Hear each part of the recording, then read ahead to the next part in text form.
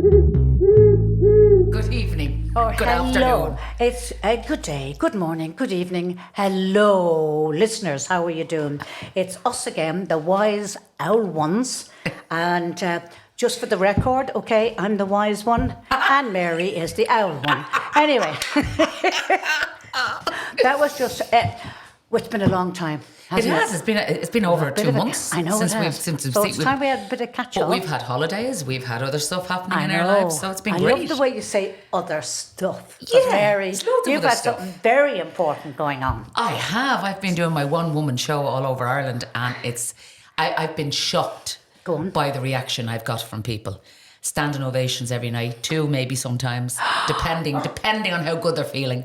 But yes, I've had a great time, and I mean, it's not over yet. It starts up again next year, please God, and there's so much more coming from that, off the back of that. Oh, Mary, there's a lot more stuff happening. It's just amazing. It really is, and I'm not in the least bit surprised, because I know when you talked about doing it last year, and you said, "Oh, I'm going to be too nervous, and I've never done anything like this before, not on my own, and I'm used to getting up to sing, but this is a very different." Thing altogether, which it is. It is, yeah. But I have to say, Mary, you blew me away. You blew the audience away. They God. absolutely love you. Yeah, but you've done a one-woman show. I have, and I know. you know the fear of going out on that stage on your own with just a few props around you. Yeah. And performing your whole life story to these people. I mean, for me doing it, I'm literally wearing my heart in my sleeve. Of course you are. I'm talking about, very personal stuff at times. No, really. I am, very funny personal Yes. stuff. And it's so nerve-wracking. Yeah. And before I go on stage, Uh-huh. and I tell the audience this once I'm out there, I have 2 Zambucas. Do you? Yes, just to calm my nerves. I'm afraid. I mean, I want to, but I'm actually afraid to. That noise you're hearing in the background, ladies and gentlemen, is my little doggy called Jacko. And so if he does that again, I think we'll just shoot him. Anyway, where was I, Mary? Yeah. I would be afraid to have any kind of alcohol. Yeah. Before I go out, I try and give myself a good 15 minutes to try and kind of be present and in the moment before, but it never works because my heart is actually thumping. But like you are wearing your heart in your sleeve. And for me, it was very much about. For me, it felt when I'd written the show, it was a confessional, but I wasn't looking for forgiveness. No, I know. You was trying to clear your own head. So it was and it was very cathartic because I did talk about things extremely personal. And, some women in particular came up to me afterwards and said, God, you were very brave. And I thought, well, it's tough getting up there on your own. And I said, no, not about getting up there. It's about the content. Yeah. To be able to actually voice it and say what you said. And I said, the process of writing it was one thing and then performing it was another. But once it was out, it was and it really was like a confessional. Yeah, I shared therapy. things that I had never shared before. Me too. And it is a therapy session. But what's gorgeous about your show, Mary, is that you have an amazing voice. So you sing as well, and the passion you sing with, as well as the passion you perform with, it's just an amazing show of entertainment from the minute you come on till the minute you finish. So no wonder you get 2 or 3 standing ovations. Yeah, and I think like yourself, women and men, now this is what surprised me, have come to me after the show and said they could relate to certain parts of my life. Absolutely. And I am, out there telling people what I did as a young girl, how much I hurt my parents, the lovers I've had, the life I've had. Yeah. And people come to, especially with the depression, I talk about the depression in it as well. Yeah. And about what I did tried to do to myself and stuff like that. All that kind of stuff, all combined into an hour and a half. Absolutely. Is a very therapeutic thing, but also a very scary thing to do. Of course it is, yeah. But when you meet people afterwards, which I specifically go out to meet them afterwards, and they will all say that they could relate to certain parts, and sometimes they're coming out to me crying. Although I've had them laughing prior to coming out, they're still going back to the time I was talking about a certain subject, and they're still Yeah, because remembering I think there will be people who personalise it. Yes. Because you think you're the only one that has experienced this, Yes. right? And you realise once it's out that actually you were not. Yes. Right? Yeah. And it's almost like once it's out, it gives permission to other people. Of course it does. Who haven't been able to discuss it or admit to it or haven't had an outlet. Haven't had an outlet or have felt shame around it. Yes. That they haven't been able to voice it. It just gives them the permission to actually start going, you know something, I'm gonna do this. Yeah, it's okay. It's okay to be what I did. She didn't die from it. Exactly. Right? Exactly. In fact, people got up and applauded, right? So she certainly didn't die from it. So maybe if I tell it to a bus full of load of people, maybe they'll all get up and applaud. Or even just to go home and admit something that's been bothering you. Absolutely. That they've heard on the show. Absolutely. To go home and say, right, I need to tell such and such. I need to get this off my head. Mary Bourne did it. Eilish did it. Yeah. I'm going home to do it. It's so there's a lot of one man shows and one women shows going around at the moment, and most of them, a great deal of them, are very personal stories. And I've had people say, I wouldn't want to go and see that kind of a show because it's a bit navel gazing, and they're very kind of up their own arses, and that's they want. And I go. And I'd hate to feel that that's what I was doing, and that's not what we're doing. No, that's not what we're doing. And I understand where you're coming from, and I can guarantee you that I would understand what you're saying, because there are people out there who would do a one-person show, and would talk just about one person and say, yes, I'm fantastic, or this happened to me, or this happened to me. With our shows, it is going out there, and it's wearing our hearts on our sleeves, and it's telling the truth about ourselves. But it's not only helping the people in the audience. No. It's helping me as well. Of course it is. Because since doing it, I've become much stronger mentally in myself. Yeah. Because I am now opening up to a whole new world and saying, yes, you've heard me on the radio talk about my depression, but this is what happened. Yeah. And it's such a relief. And I cry nearly every night at certain parts of the show. Yeah. Same certain parts, or maybe another part of the show that I didn't cry at last night. Yeah. Yeah. But so are the audience. They're laughing at parts that they didn't laugh, the audience and I didn't laugh at. Yeah. Or they're crying at parts of the audience that they... And it's an incredible feeling to be on that stage and to be wearing your whole life in front of you to these people who have supported you, who have got you where you are, gave you the support, to be able to share that with them and for them to reciprocate it back and say that they think you're an inspiration. I think that is just the most fulfilling thing. Oh, it is. Any person can have. And you are an inspiration. And what's lovely is that you're showing your vulnerability. Oh God, yeah. And I think everybody, we're all vulnerable. We all use different masks to hide it. Of course we do. And every member of the audience is vulnerable. There's an Achilles heel out there. And when they see it actually revealed and it's so authentic, there's a huge amount of joy in that to be celebrated. Yeah, and for both audience and person on stage. And so it is extremely inspiring. Will you take it to the UK, do you think? I would love to take it to the UK. There was a slight talk about us going over around Paddy's Day to the Irish clubs over there. I don't know if there's any left. I haven't a clue. Yeah. So that's still in the works at the moment. It could happen.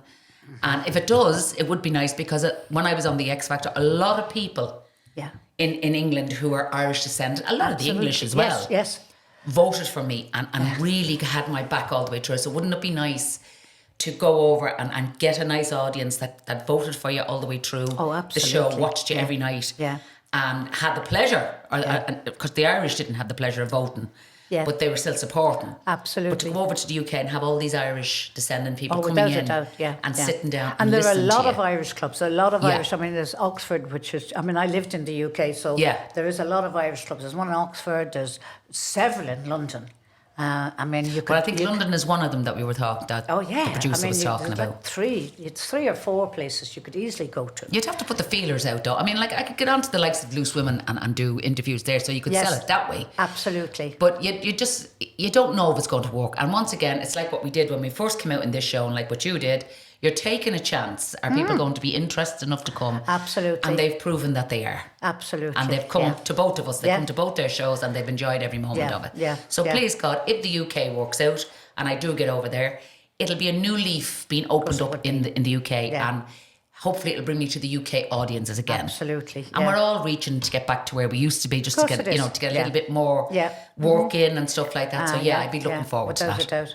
Yeah. Fantastic. Didn't you take yours to Scotland, or did you? Are you thinking no, of taking it? No, I haven't. I've been asked to, but I haven't. It's I don't know. Again, it's fear factor. It is fear factor. Yeah. And I'm going, I don't know, maybe. And I mean, people say, you have to take it. But you should take it and try one. I know. But anyway, it makes it. I'll never say never. Like, we've both got good stories to tell, Gary. We have. Never say never. And both of us at roughly around the same age, getting into this type on this side of the show business. Absolutely. And look at us now. I mean, I'm 65 this birthday. Yeah, 72. And we're still bloody going. Yeah. We're still going. Yeah. We're still reaching into every pie we can get to get work. Yeah. And that should be for the people out there as well. So me and you are yapping here and saying that, we have our hands in many pies and we're going to keep going until God takes us. Oh, I'm going, I don't want to go at all, actually. I have an awful fear about dying, but I don't really want to go. I'm not ready to go just yet. And I just, basically what I want is to go as long as I can. Yeah, me too. And as long as I'm fit and healthy, be very grateful for that.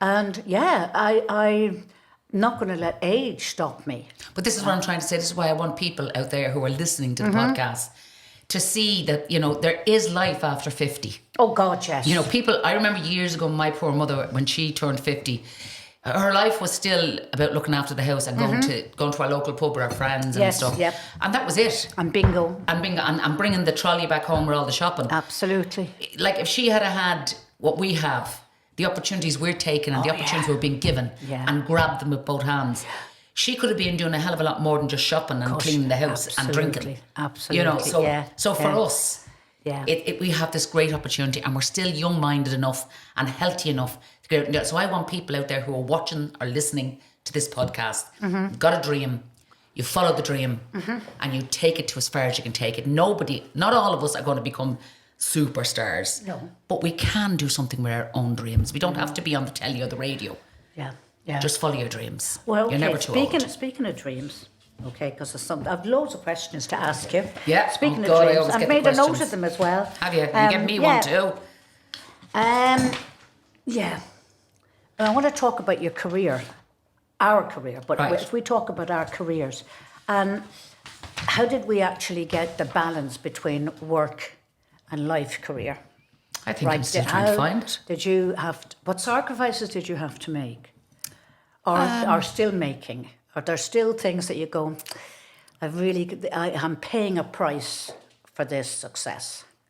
Financially for me, and not having a weekly wage would be the only sacrifice that I've made. And I'm always depending on your next job. Okay, yes, so because the next gig. Yeah. I mean, I worked in Tesco's for 11 years and I had a weekly wage that came in. My tax was stopped from it. Yeah. My PPSI money was stopped out of it. Now I've got to have an accountant and I've got to have somebody who can tell me what I have to pay out and it's all got to be paid out in a big lump at the end of it. Exactly. And if you don't have it, then you're just going to have to make arrangements with your... So you cannot spend that money. No. So that's you're basically... I'm doing really well, and then your tax or your accountant says, actually, you owe X, Y, Z, and you go, what? Yeah. I mean, I had that money in the... that's your VAT and that's your tax. So I suppose for me, that would... I can't... Off my head, I can't think of many other sacrifices I've had to make. And do you think, like, your work-life balance has influenced your ability, say, to be in the moment, to be supportive to your family and friends? Has it influenced? Yeah, I do. I find that, for me, trying to get down to see me family is one of the biggest things now, because you're up to your eyeballs doing work and stuff. Okay. But when I can, I'm there. Me and my daughter are together. We live together, so... I try to make more time for her because I am travelling a lot more and I'm out at weekends and may not come home, maybe away for the weekend doing gigs.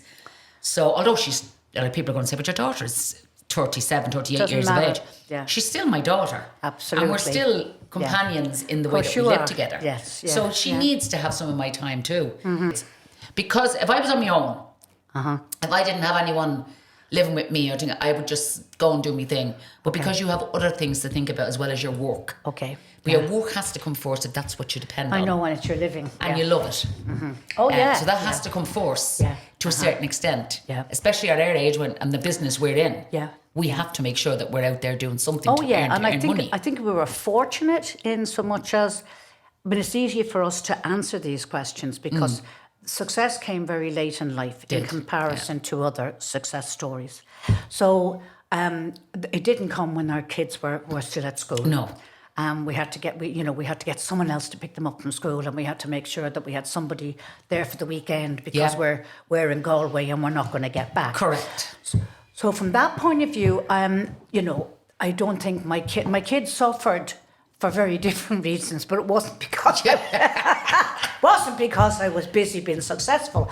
It was just, there was certain areas as a mother, I think I failed them terribly, but that's my story, and and I think every mother feels that. Every parent feels the same way, that somewhere along the line they failed, even though they probably haven't. I mean, as I used to say to my kids, I said, I'm hoping that one day you will grow up and forgive me.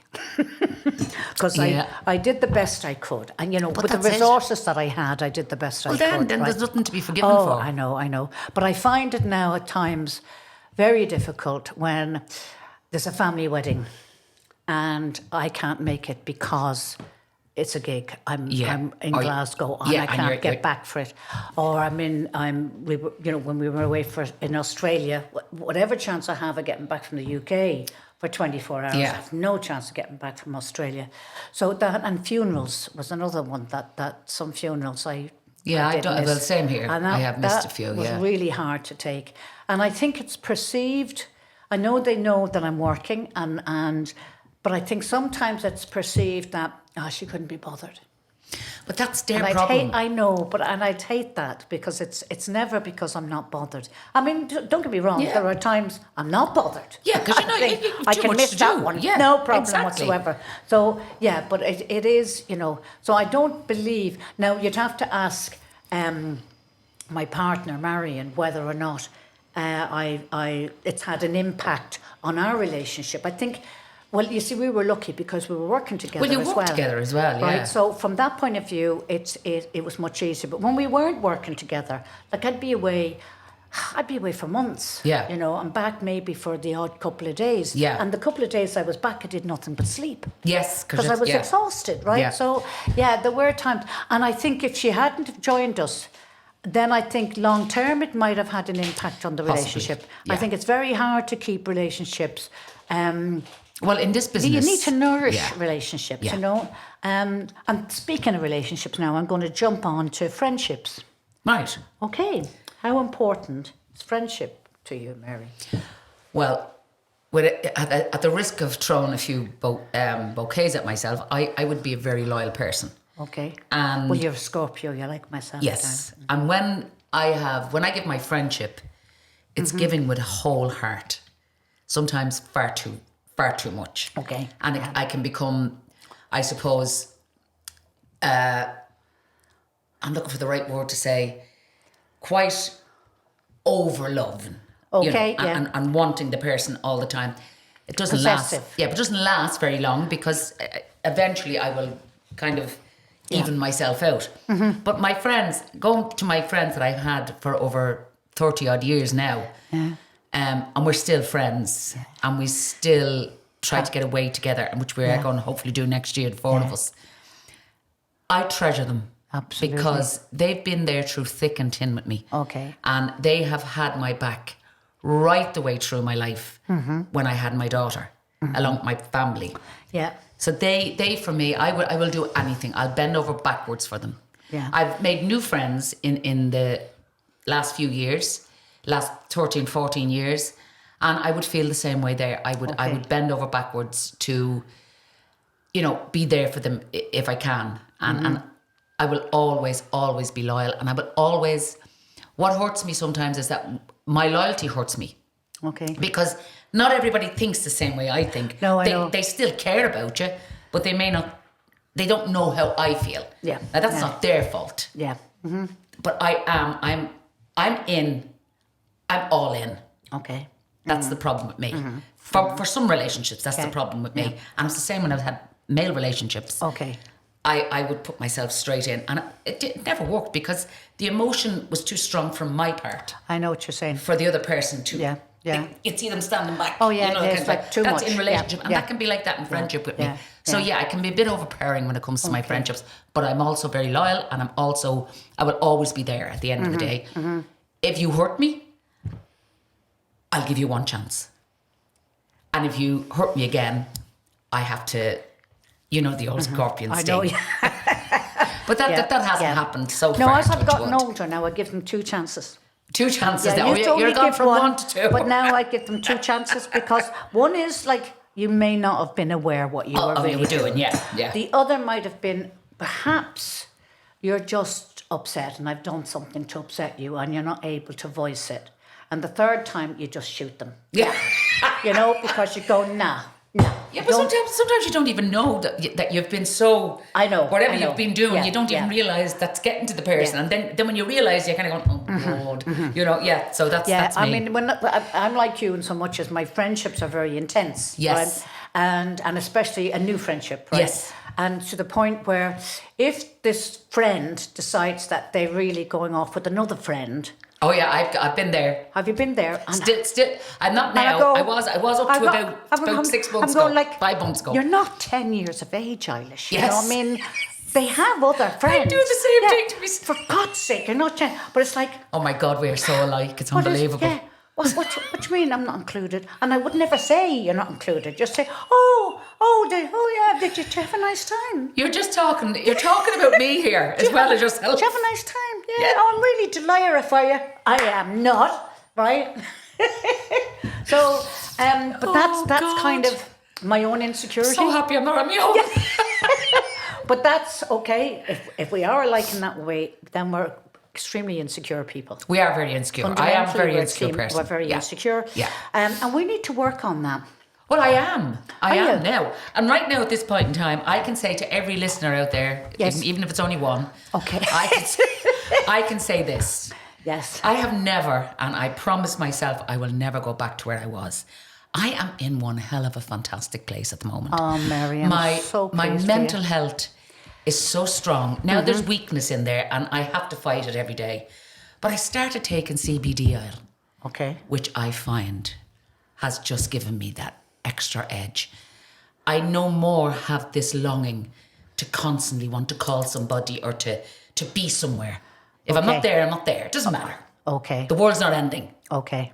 Mm-hmm. And if you don't want to be with me, then don't be with me. Okay. That took a lot. That's huge. Took a that bloody is lot. Absolutely so huge. I am in a very good place today, and I intend to stay in that place. Great. I mean, I think it's going to bring me down. I mean, you can see it in you. You can see it in your aura. You know, and it's your self-esteem has gone from kind of a it has gone space, up high. Yeah. Wow. To somewhere like it's and solid. Again, that's to do with the combination of stuff that's happening around me. The CBD oil, the shows. Yes, the reaction from people. Absolutely. The shows, and I think the shows, because you're doing the show, no one else is doing the show. I know. This is all down to you, and that reaction has to have an impact on you. It's weird. Without making you big-headed. Yes. You know what I mean? Yeah. You have to go, oh my God.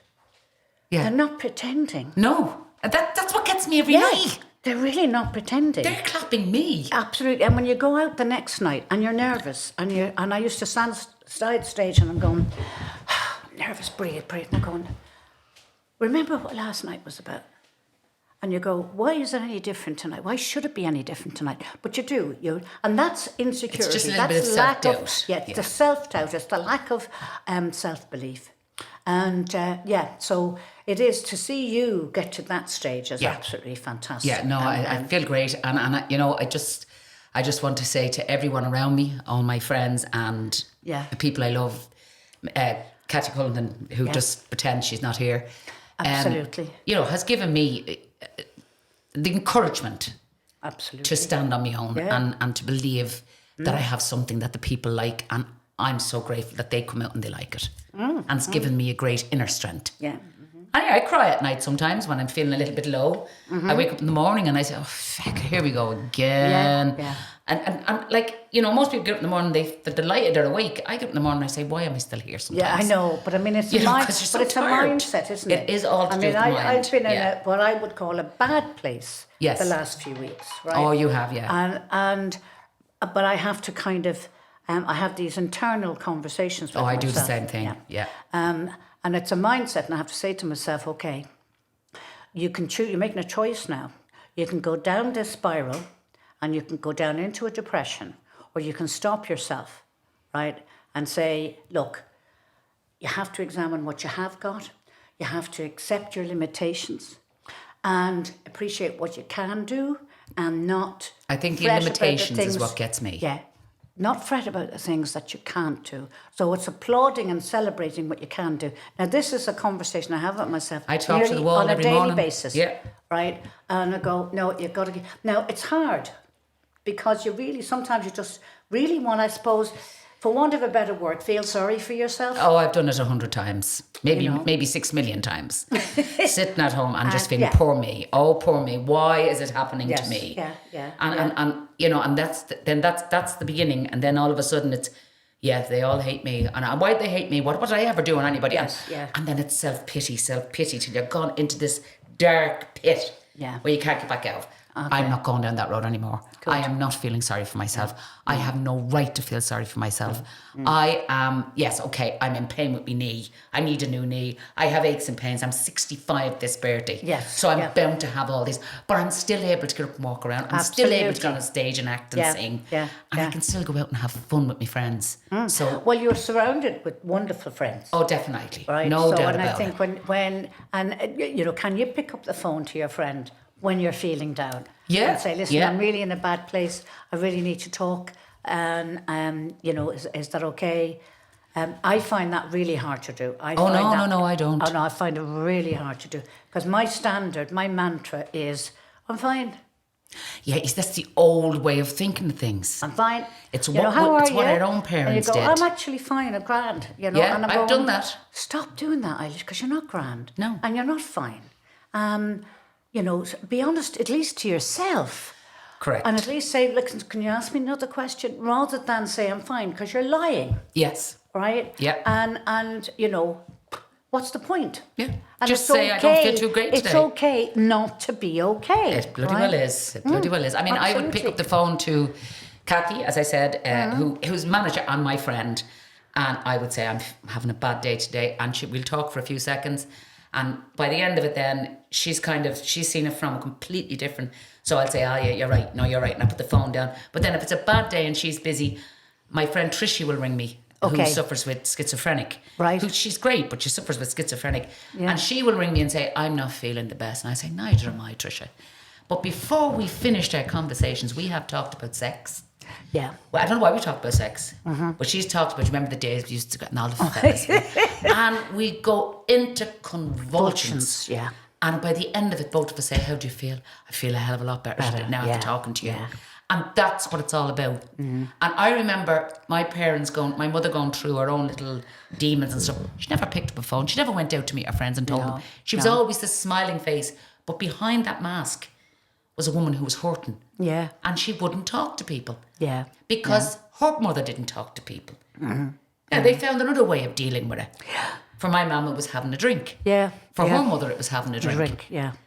For me, I like a drink. Yeah. But I don't want to be drowning, which I did do for a while. Yeah. All those problems tonight and tomorrow morning, they're doubled. Absolutely. So you have to talk about how you feel. And you have to admit, not only to yourself, mostly to yourself. Yeah. But to whoever else, I'm not having too bad a day. Doesn't mean you have to go, oh no, I'm great, I'm having a great, and that's what I used to do. You just go, if somebody says, how are you feeling today? You know yourself, I'm a little bit on the low side. Yeah. But, and all of a sudden, a conversation will start. Yeah. And both of you will, even if it's a friend you meet on the road, and both of you will start to talk. And before you know it, you've just come out of the shit you were in. Oh, absolutely. And you've come back to being normal. Yeah. as you can possibly be. Yeah. You know, so Is there such a thing as normal? I don't believe there's such a thing as normal. Anyway, I think we're all on the way out somewhere. Listen, Mary. Yes, Mary. darling. What are you going to ask me now? Sick of you asking me all this stuff now. Well, you can ask me. You can ask me any questions you like. Okay. Would you say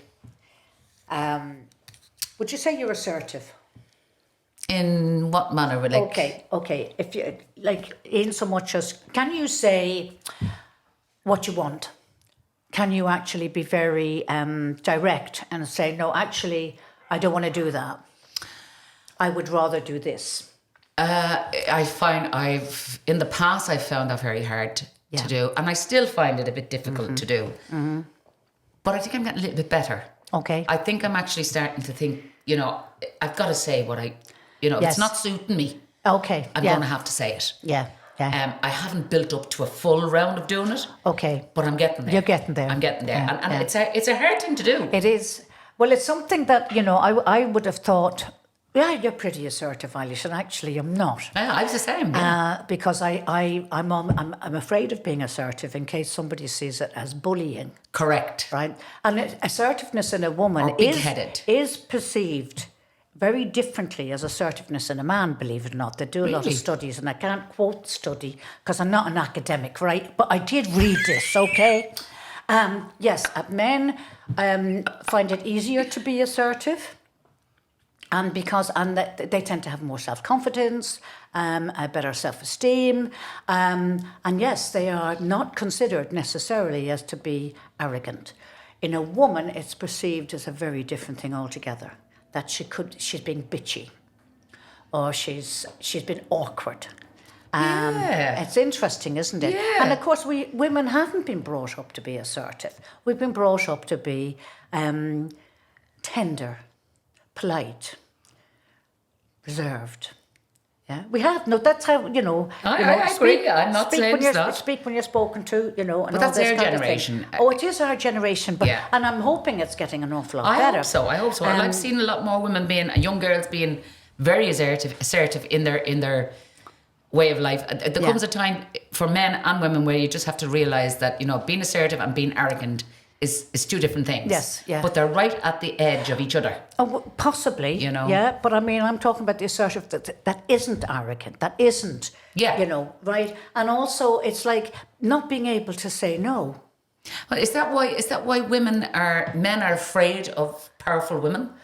I personally think so. I think so too. Men are threatened by a woman who can stand up and can stand up and be counted. Yeah, and that's why she is called. Right, arrogant. Or a bitch. She is a bitch. She's a witch, that one. Would you look at her, right? Who does she think she is anyway? We don't say that about men. We will say, oh, I don't like him, he's an actor. He's an arrogant for pig, For Trump, for instance. He's arrogant. He's just I was going to call him a dog, but I love dogs, so I'm not calling him a dog. Mary, he's just... Yeah. Anyway. Yes, he is a big horrible looking He's a prick. arrogant, horrible man, right? Yes. But there are other men who are, and I'm trying to think of one who'd come to mind, who are assertive, but are not in a bullying way, in any way, shape or form. They're not arrogant. We could talk about our Taoiseach. Help me. Simon Harris. Yes. He's not a bullying man. No, but he's quite assertive. He is, but not in an arrogant way. No, not in an arrogant way. And when I see him talking I think he's great at what he's doing. Mm-hmm. I think he should be given a chance in the next election because he has the youth behind him, for starters. Okay. Mm-hmm. And when he stands up, I don't see an arrogant man. I see a very nice man with a very hard job and a man who's going to try his best to sort as many things out as he possibly can. So that's the man I see. Okay, yeah. Well, I'm not too sure I'd be following your advice there, Mary. But okay. I mean, it's a matter of opinion. Of course it is, yeah. Speaking of which, when you come to a disagreement with a friend, completely different views. Yeah. Do you find that hard to navigate? Do you find it like you just back off, or do you find it? Can you still sustain the friendship? Oh yeah. Or no, I can, because I would be the type of person that I would give my opinion. Okay. And we would have a big argument about it because she'd have her opinion or he, whatever we're talking to. Right. And by the end of it then, I would just say, okay, right, yes. Let's agree to disagree. Yeah. And there's no point in talking. It's like talking about religion. You can't get anywhere talking about religion. You can't have a full-on argument about religion, because religion, everybody politics, has a complete and and money, politics as well. Yeah. So if it is about anything like that, we just say, okay, look, there's no point in us going on all night. We're going to end up having a big fight. Or if it's just a simple thing, like, you know, say Thomas left Marie, and we're having this conversation, and we both know the people, and we both know that they have their faults and their good bits. Yeah. If she agrees that Thomas, you know, was right to do it, and I may not agree with it, I may see a different side, I will talk about that. But if it gets to a situation where we're starting to bicker at each other, as a friend, I will back off. I will back off, because there's no point in I'm not going to jeopardising your change friendship. her there, and she's not going to change me. You. So what about yourself? So, well, I've had differences of opinion with friends, and particularly over politics and religion, right? To the point where there's a screaming match going on. Right, okay. But we've had to say, listen, back off now. Yeah. We have to stop this, because we see it very, very differently. Yeah. And this is no longer a shared... we're not sharing information anymore. It's becoming a big argument. It's becoming a big argument, and it's not. So I'm not sharing. I'm not really listening to you. So I'm not learning anything, and you're not really listening to me. Correct. We're so fixated on getting our point across that we're not really learning anything from each other. Yeah. So I do stop myself. And I'm not as intense about arguments as I used to be. When I was younger, I was like a dog with a bone. Yeah, me too. Because I was always right, Mary, you know. And not much has changed there, love. Right? Always right. So not much has changed there. Yeah. But I have thought to myself, when I was looking at, you know, assertiveness in men and women, I thought, I really would like to do an assertiveness course. I'd like to learn how to be assertive in a very positive way. And there are courses for that, courses, there? Oh, yeah, there are. Can't even talk. No, there are, apparently. There are, right? Well, why don't you go and do one, girl? Well, Don't start getting us out of a meeting when we're doing our podcast. I'll wrap that mic around your neck. I was going to say, would you like to join me? I don't know. I wouldn't mind, like, giving it a shot. I'd love to be able to say no. Yeah, that's a problem I have. That's the word I'd love to be able to use more of. Yeah. You know, when somebody asks me something, I'd just say no. Yeah. Don't need to explain why. Don't need to come up with an excuse. It's but funny. the Irish are great, aren't they? My daughter's always saying that to me. Why are you explaining on the phone that you can't do something? Absolutely. Just say, I can't do it, I'm busy. No thanks. Right? You know, I can't do that. I have to give them my whole life. Well, you know, I've got to go to the dentist, and I've got to go to the doctor. And absolutely. I've got to go to the chemist. And all they're asking is yes or no. Yes. And we don't, it's an Irish thing. The Irish don't know how to say yes or no. Yeah. We're better at yes. I think so, yeah. But no Which is like always people. like, you know something, I'll have a look. Now, I'd love to do that. I really would love to do that. Now, that really appeals to me. But I have to tell you now, Jesus, I'm not sure now whether I'm actually going to be making that. Yeah. And because I was supposed to be taking the mother Correct. to such and such. And we go into a spiel I about could get the whole me thing. brother now to take it, but, you know, and you go, just say no. Yes. Right? Just say I can't do it. And this is what I admired about the English when I lived in England. Oh, yeah, they just say no. No problem. You'd say, do you fancy going to the movies? No. Yeah. Okay. Right, because whenever you said it's messy, I don't know. But our problem is because we feel rejected immediately with the word no. Yeah. And that's nothing to do. They're not rejecting you. They're just, I don't want to do that. Just being honest, I'm not doing we're doing it. And that's it. And I go, why can't you just give me a whole big excuse, please? Yeah. You know?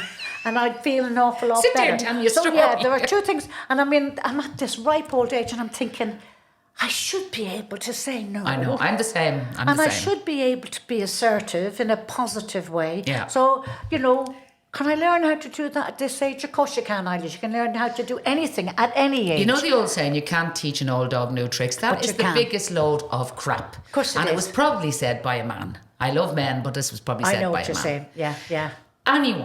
Anyone, no matter what age you are. You have the desire. You can learn. Now, I am crap on going completely off the subject. Yeah. Technology. Mm-hmm. But I'm learning very slowly, bits and pieces. Okay. I'll never be able to sit down and use a computer properly, only because I can't spell. So that's a huge thing. Is that more to do with the time that you afford it, Mary? You know what I mean? I mean, see, the language we use, this is what Right. I'll never be able to. Well, Jesus, if you keep telling and using that language, you'll never be able to. That is very true. Right. So we listen to this, listeners. No, seriously. Serious. So the language we use, right, is what sits in our head. Is what sits in our head. Yeah. And if we don't change that language, we don't change the thought process. So your thought process immediately is, I'm not very tech-minded. Now, instead of, I haven't learned how to do that yet. Yeah. Right? And I'm still learning, right? And, I'd like to be able to give it more time so that I can learn, because we are capable of learning. We are capable of learning. Well, I am, obviously, because I've learned how to use certain parts of my phone that I never even knew existed. Absolutely. Like switching it on and switching it off. I mean, finding airplane mode. It's amazing. Airplane mode is just put in your pocket. Actually, finding. Cathy Cullen does this. I keep saying Cathy Cullen, just Cathy. Cathy. We were away for a lot of times doing work, and she was listening to audiobooks, and because I was always one for picking up a book and reading it, and then she told me to get this app. I got this app, and now I can buy my own books on it. Right. Which I never thought I could do. Yes. Or she can send me a book. Absolutely. So little bits like that. So it's you're right. You are dead right. It's not about saying I will never learn. It is about learning small bits at a time. And adding it up. And if you don't use it, you lose it. Correct. So, I mean, with phone apps in particular, if you don't... Sorry. It's like riding a bike. My dirty mind. No, it is your dirty mind. But it is like riding a bike, Mary. Yes. So you never forget how to ride a bike. And it is true. Right, so if you don't use it, you lose it, and I think certainly with technology, it's changing so fast, right? And of course, you can just talk to everything now. Yeah, like that's another thing I discovered on my phone. Oh, yeah. I can ask Google things. Of course you can. And she comes back Google, and talks what's the to me. weather like tomorrow? Google, how do you spell? I'm always asking how to spell. Yeah, how do you spell influence? Yeah. Right. But it'll tell you.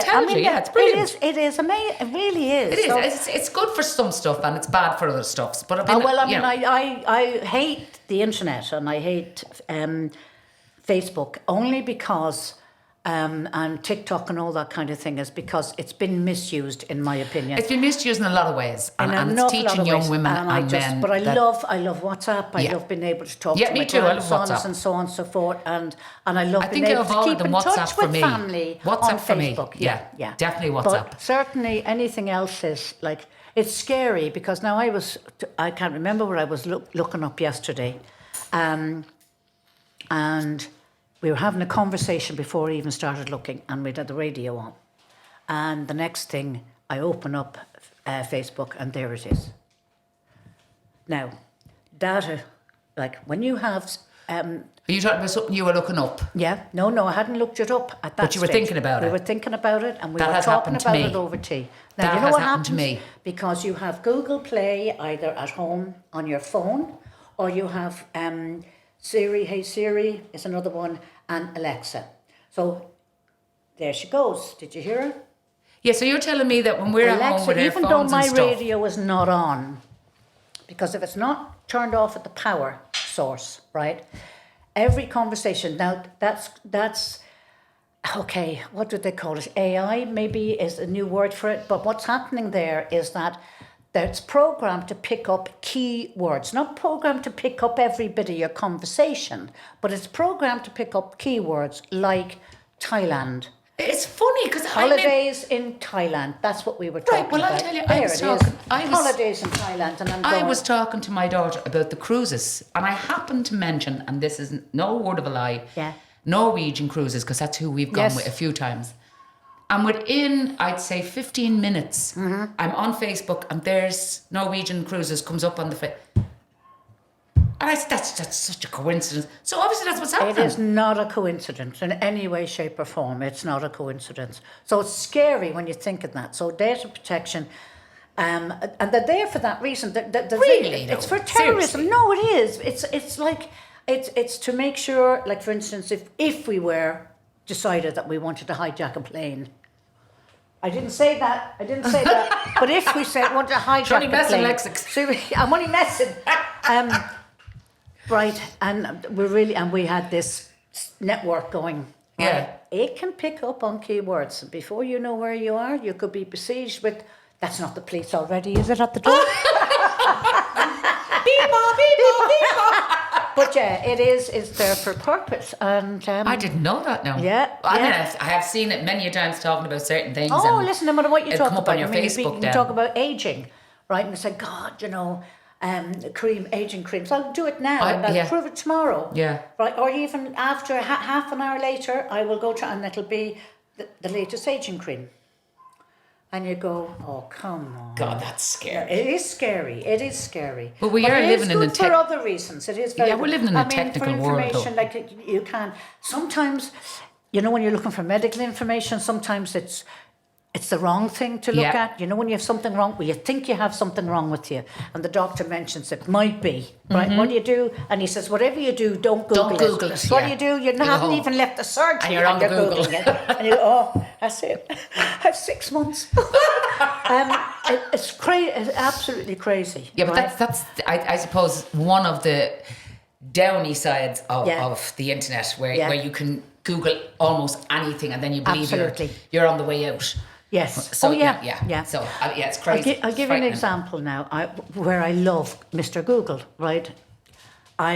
We were away last weekend and we were down in Lepp, and I had pulled up, we were meeting everybody in a pub in Lepp, and I'd pulled up in the van, in my camper van, put the indicator on to pull in left, stopped, handbrake on, lights off, and got out of the car, or the van, and Marion says, the headlight's still on.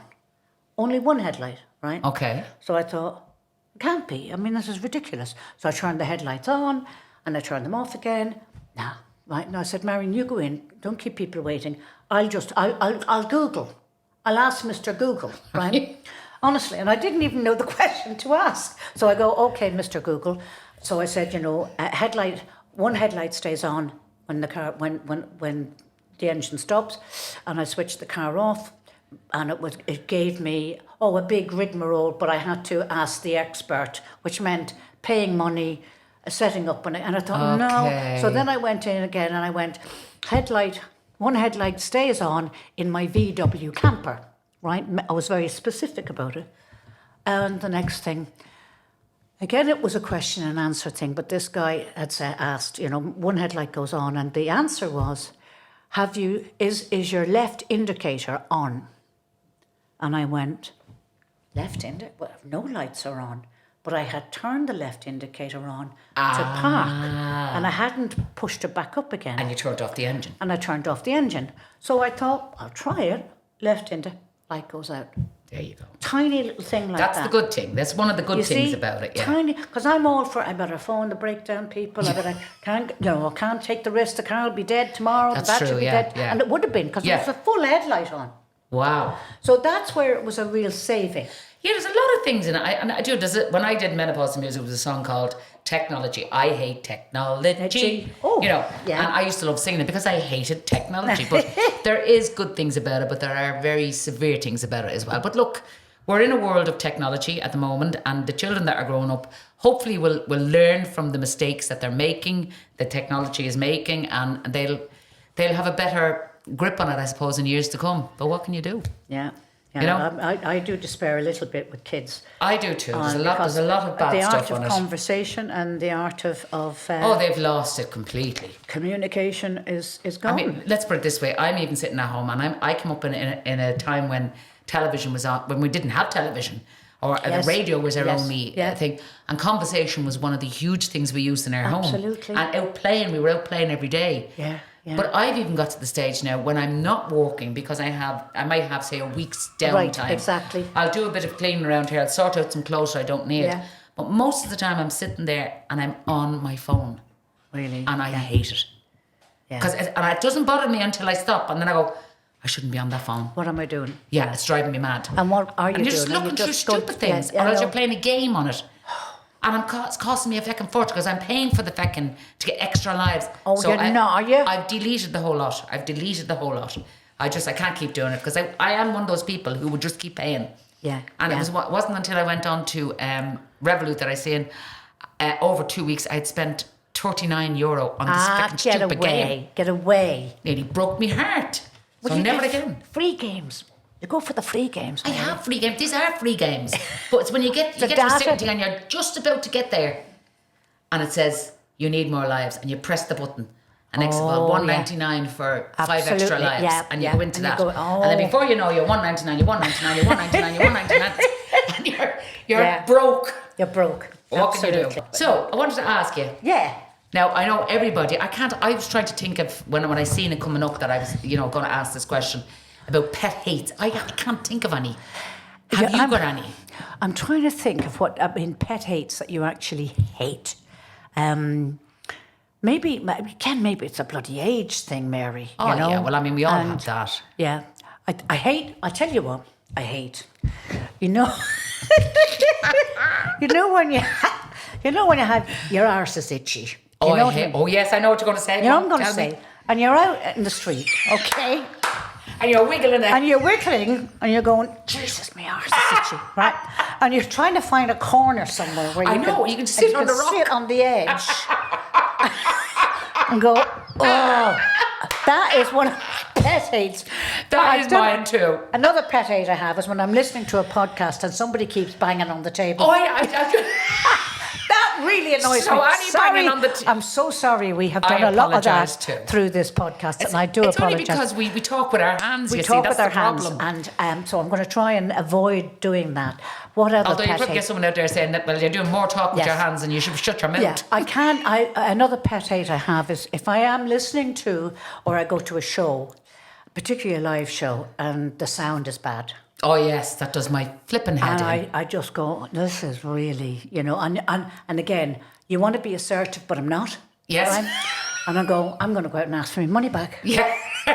Because I can't hear what they're saying, right? But what do? I go, did you enjoy the show? Yeah, it was all right. Yeah, I do the same thing. The other thing, one of my pet hates is when you're sitting in a theatre and there's a good show on. Yes. And you got a couple of girls and we've all been there and they had a few drinks. And the show was excellent, and you're really into what the people are saying. Yeah. And all you can hear in the background is, I know. Why would you pay €39 for a ticket to sit in the seat and yap? Oh, absolutely. When the performer's on the stage. Do you not that is one of mine. Want to turn around and say, excuse me? I have actually done it once. Have you? I haven't turned around and said, excuse me, I've just turned around and said, shh. And I've been given, I'm sorry. Okay. But I've also been given, who the hell does she think she is? Yeah. This is long before I was, well known or anything like that. Yeah. But I did. That's one of my pet. I have loads of them, but I can't think of the bloody things. I can't think of any really. To be honest with you. Have you ever had a heckler in your own show? Oh yeah. How do you handle it? Well, to be honest with you, when I say a heckler, in the singing show, not in this show. Okay. What I've had in this show is the very first night that I opened, there was a lady in the front who knew more about me than I knew. Okay. And I was talking about, having a glass of red wine. She said, I have a glass of red wine. I have one now, Mary. Oh. And I lay on the sofa and I said, you carry on there, love. No, I said it very gently. Absolutely. And she was in nuts, but she was given the whole spiel about she knew me and she knew exactly because she'd read the book and she'd seen me. And it didn't bother me. It just because can throw you off your it didn't your stride though. It didn't. You didn't let it. Yeah. But actually I made a joke of it and I said, no, you see what you have to do? And I can't remember what I am now. Yeah. Excuse me, and I started asking God, because I'm using by the way, I am using your saying. Good for you. Asking God. Yes, exactly. And I keep telling them when Kathy answered, I bet you didn't know God was a woman. Absolutely. Kind of thing. Yeah. So that has happened to me. But when I've been singing and you get someone in the audience who's drunk or just doesn't like you. Yeah. And you're probably talking halfway, because you tell stories through your songs and what they're about. Yeah. And I remember this guy roaring up, will you get on with the singing? Not that you can't sing. And I stood there for a few seconds and the place went silent. And I just remember him saying, can you get up here and do this job then? And he just looked at me and his wife gave him such a punch into the stomach, he nearly got sick. He actually got up and left the thing. But that's the only thing I've ever had. Yes, yeah. I haven't had bad people. I always seem to have had a good crowd that come to see me. I know what you mean. Yeah. My age group, you know what I mean? Exactly. Yeah. Have you ever had a heckler? No, I've never had a heckler. We've personally, when I was doing my own show, no. But like you'll have somebody who will say something, and they always make trying a comment. To be smart, and Joe. it is, but I mean, even and sometimes it's very appropriate. Yes, that what they've said is appropriate. Yeah, and I haven't allowed it thrown me. You know, I've just kind of reacted or said something to it or whatever. But like, you know, when we're doing Mrs. Brown's Boys live shows, now there can be a few hecklers in that. When you do, or the live shows on stage. The live show on stage, you know, and you can get, because a lot of them have had a few jars before. Of course they have, yeah. It's that kind of show, you know what I mean? And so they come in, and Brendan handles it really well. The only thing, like, I mean, he's so good with them. There's a huge following of special needs. Yes. Who love Mrs. Brown's Boys, right? Yeah. They absolutely love Mrs. Brown's Boys. And I think it's the physical comedy. And they obviously were weaned on it on TV. Yes. So they come to say, they're brought to see the show, like at least 10 or 15 of them at one go. So they're brought to see the show. And of course, they can be very vocal, right? Oh, yes, I know. I've heard that, yeah. And Brendan will go, come here. Now, come here, you, right? Yeah. You see, now you paid to come and watch the show, not to be in the show. Do you understand me? And of course, the whole audience laugh, and he laughs, right? And they're about to say something else. What can I go? Now, sit down, shut up, and they absolutely love it. Yeah. And I mean, but if it's an adult and it's just they've had a few jars, he's a very, very different kind of person, and he will just go, you know, again. You know, you paid to see the show, not to be in the show. Thanks very much. Yeah. But if a phone goes off, right? I remember I've done it. One night the phone went off, and I was on stage with them, and he says, "Is that your phone ringing, Winnie?" So I went, "No." He said, "I didn't think it would be. Even you're not that stupid to leave your phone on in a theatre, are you?" Right. Well, and again, the audience, and I felt so sorry for the person who's you know, and so it's done and dusted. It's the same with me. I was in Cork doing the Everyman, and I'm on stage, and I'm in the middle of a story. Now, it was a funny part of the story. Yes. And a phone started to ring. Okay. And I ignored it for a few seconds, and I'm talking away, and everybody's I could see them all looking around to see. And I just said, "Will you answer the stupid phone and get over it, for God's sake?" And the audience went into convulsion, and turned out it was Sandra. You know Sandra Dwyer? It was her husband's phone.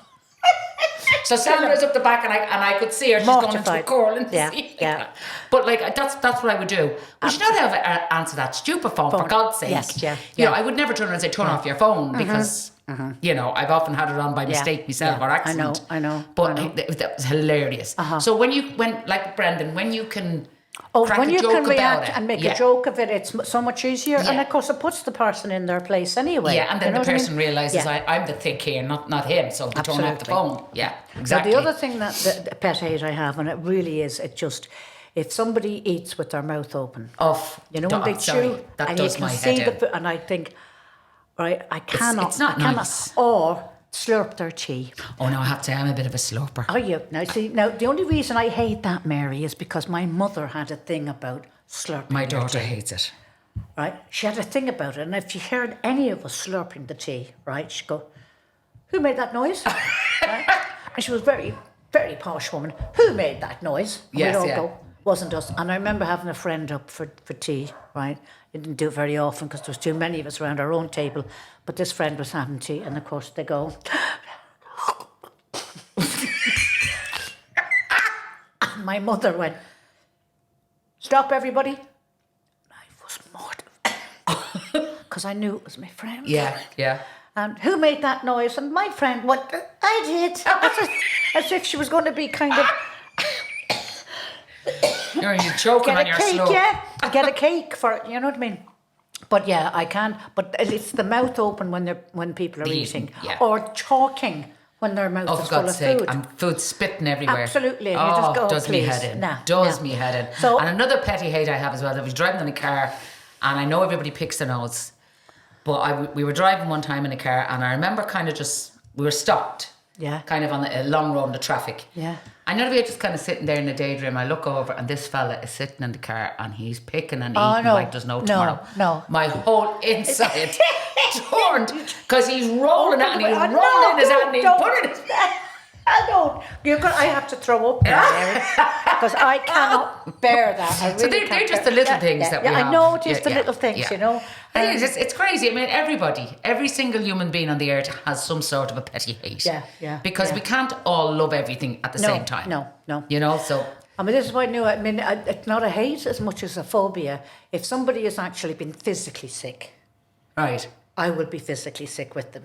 Serious? Seriously, I can't handle it. It depends on the situation with me.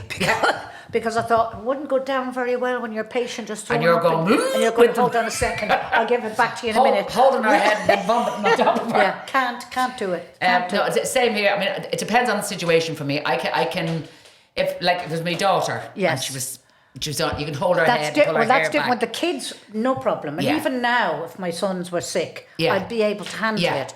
But if it's anybody else, I'm kind of like that myself. I can't do it. Kind of, definitely. But anyway. No, I never thought this would happen.